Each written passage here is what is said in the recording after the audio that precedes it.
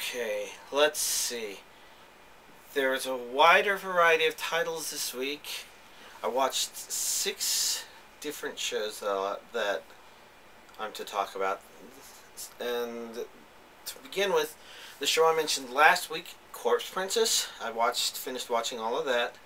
It's quite unfortunate. So,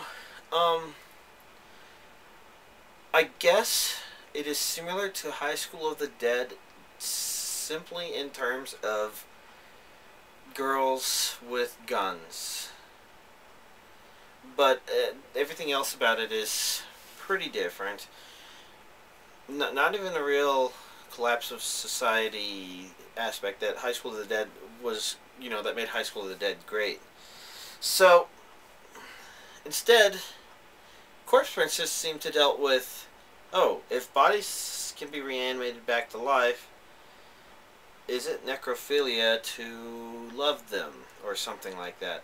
I mean, that's not explicitly what they were saying, but I got the idea that was basically what it's about. Oh, it's unclean, and you can't love them. They're corpses. They're not alive. Actually, they are alive, duh. Okay, it's something the characters say over and over, but it doesn't really feel like a real thing to say. At best, you could say they're a different kind of life that maybe you don't want to fall in love with. That could be a valid argument, but no, they're going the hard religious route. No means no. Very strange. The unfortunate thing about the series is that they probably didn't stop where they were expecting to stop. In fact, I wonder if they ran out of budget for one more episode or time for one more episode, now that I think about it. Because I think the second season was one episode shorter than the first. That would actually explain the way it ended pretty well, because where it did end, a really critical battle had just started that was part of this overall final confrontation near the end. And maybe it was an attempt to resolve questions, but it wasn't even like the out of nowhere made up Gantz ending. So it's a bit confusing to watch. It's a bit unfortunate, but with my luck this week I got to watch. That wasn't the only anime I watched that never got finished, but I'll get to that later.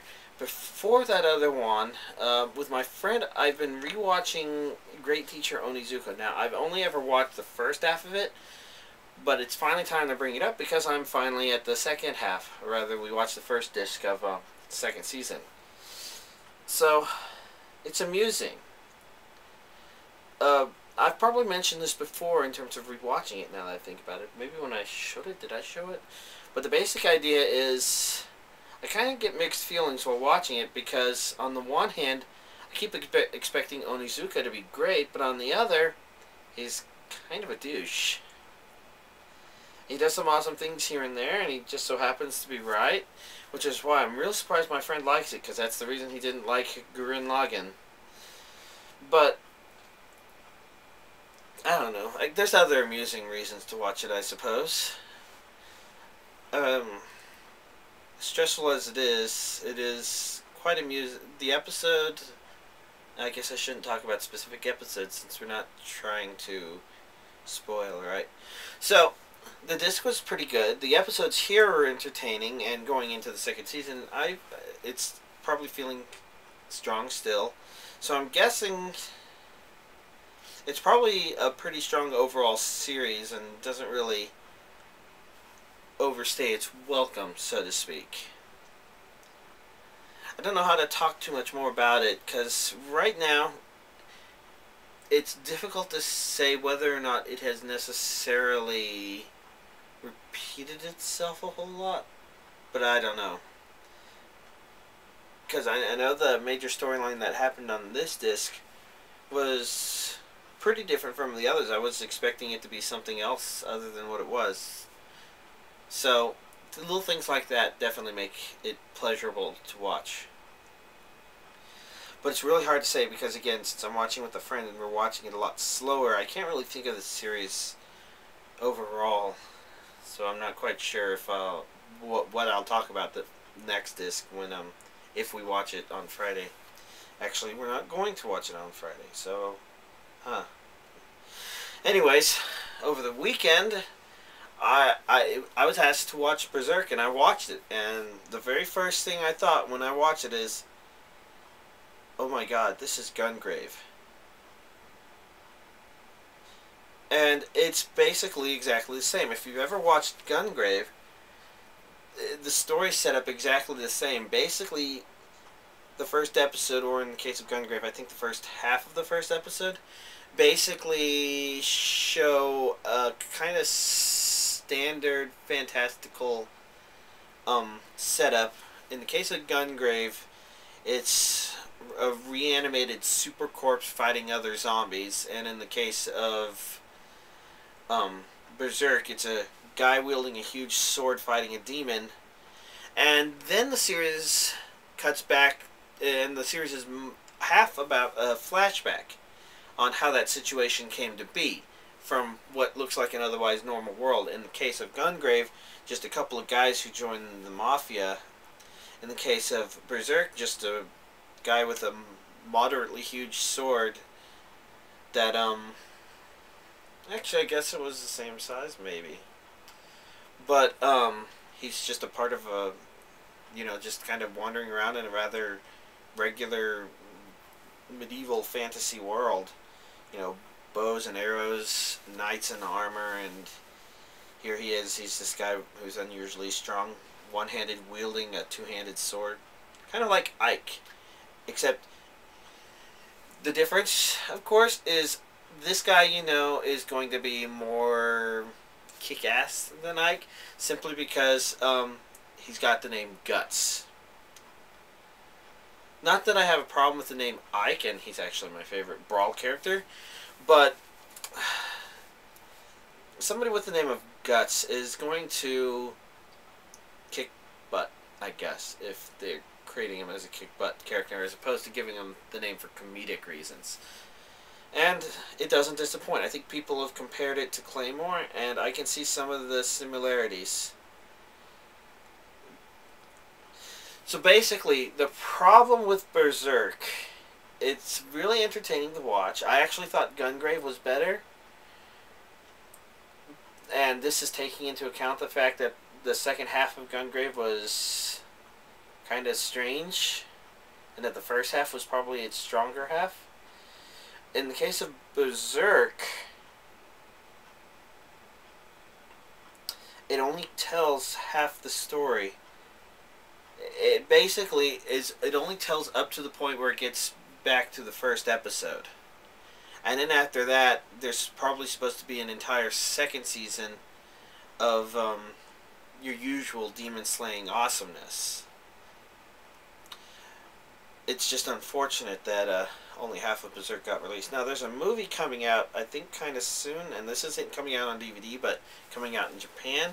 So I don't know when it's coming out here, if it's coming out here, but the basic idea is I think they're retelling the story again in a movie format, which might mean that if it does well, then people will,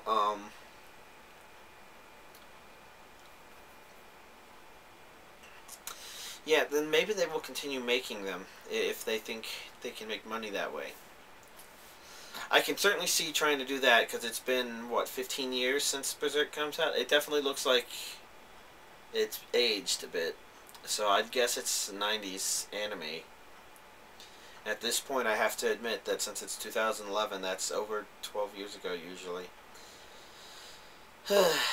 But anyways, it may be worthwhile to check out if you're the kind of person that likes to see kind of character development. If you like some gory action thrown in there, that's good. And if you like the way an anime ends to troll you, I think Berserk would be really good for that, because honestly, after watching it, I was scratching my head saying, what the hell did I just watch?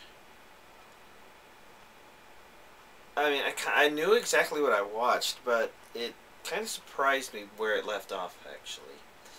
I'd say give it a try, and hey, does that make it a lot more like Claymore? Because I felt like Claymore didn't quite end completely, except it didn't feel like it ended at a halfway point. I should rewatch Claymore, I think. Oh well, that's that. Hopefully I didn't spoil too much with of either Berserk or Gungrave talking about this, since I think a lot in those cases you kind of know what it's going to do pretty quickly in based on the way the series play out. This is to be contrasted with now that I think about it, Iki Tausen, which is right behind here. Not Iki Tausen, sorry. Tenjo Tenj. It occurred to me that the idea is the flashback is important and that's why it's long. But I think doing it this way, where there's a couple ways. If you want to do the flashback, I think it makes a lot of sense to do it this way, where you have an episode or half an episode dedicated to showing where it goes, but you spend a lot of the series getting up to there. Whereas if you take Tenjo Tenj, my major problem with it is, they basically set it up in a present time where all this neat stuff is happening, and then they're like, the flashbacks are really important, so we're going to reveal what happens there to make that important, I think. But I thought the flashback was something like the second half of the series, and compared to the first half, it was boring, I thought. I'm going to have to rewatch it again because I don't remember exactly. I just remember my feelings. Like, I don't feel the need to continue watching this just yet. There's other more important things going on. Other more important things to watch. So, it's interesting. So, Gungrave and Berserk kind of get plus points for doing a flashback in a way where you kind of can stay interested like that. Oh well. Anyways, after that, I watched the first Eden of the East movie, The King of Eden. And I guess I don't have a lot to say about that other than if you enjoyed Eden of the East, King of Eden is a good continuing on from there.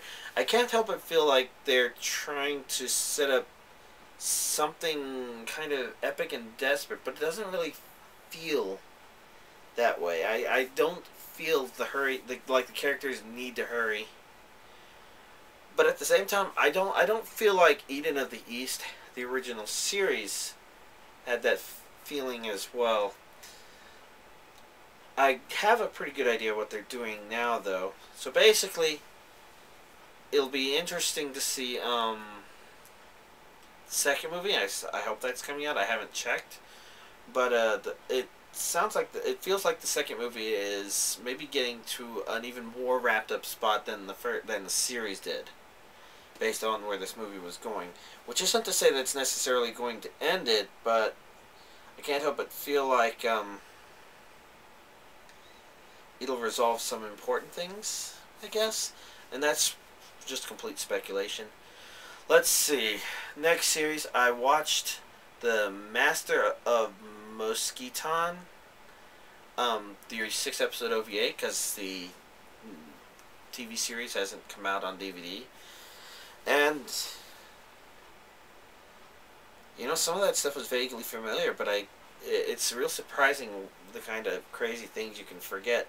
That was a very crazy enemy. I guess the basic premise is the basic premise in the OVA, which I think is different from the TV series, is the female character is looking for an artifact called the O-Part, and she uses her blood to bring to life a vampire named Mosquiton to help her, and he's really powerful, but like a lot of really powerful vampires who are good guys, he's also really dopey until they have to do something to put him into badass mode, basically. And the basic idea is this O-Part stuff has a lot to do with pyramids, and you'd think Egyptians, but they were saying Star-Lords, and it's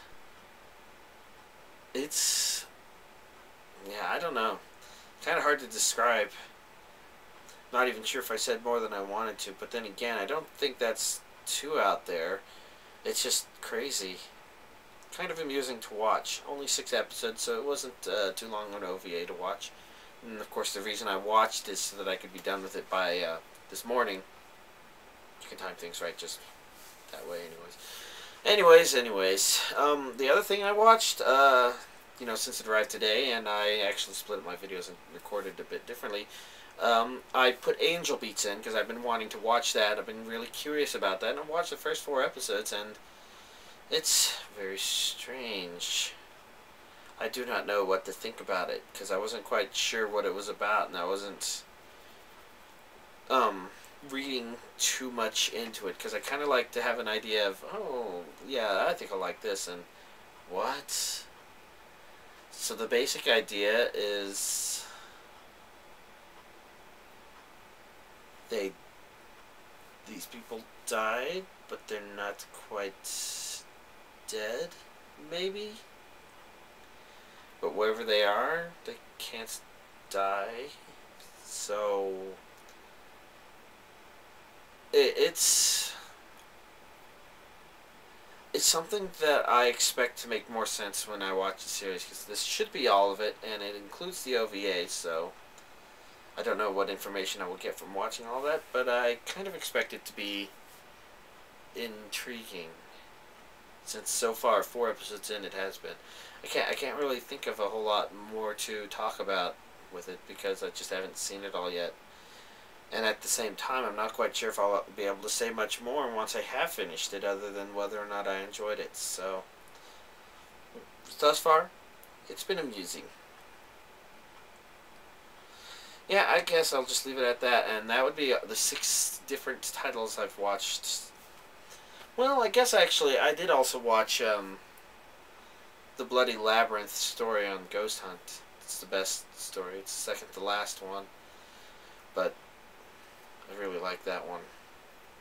The person I was rewatching Ghost Hunt with, we've been trying to get up there for a while now. Ah, yes. Been watching it on the TV. It's been great. Oh well. Okay, there we go. All of anime analysis.